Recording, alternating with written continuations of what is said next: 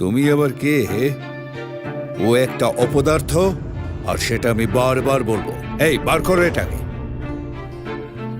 ছেড়ে দিন, লাগছে। দেখুন, আমি কিন্তু কোম্পানির ভেতরের লোক, আমার কিছু হলে আপনার কিন্তু খুব ক্ষতি হবে। জিনিয়া, ওকে ছেড়ে দাও। তাহলে এবার আমায় চিনলে তো? তুমি বরং আমাকে চিনে রাখো। যদিও তোমার মতো অপদার্থকে গোটা শহর চেনে, তুমি তো নির্লজ্জ।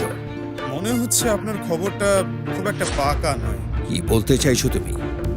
কিছু না, আমি বোকাদের সঙ্গে বেশিক্ষণ কথা বলি না। আমি এই কোম্পানির চেয়ারম্যানের সাথে দেখা করতে যাচ্ছি। গিয়েই আমি ওনাকে বলবো তোমাকে যেন ঘাড় ধাক্কা দিয়ে বের করে দেয়। আপনি চেয়ারম্যানের সঙ্গে দেখা করতে যাচ্ছেন?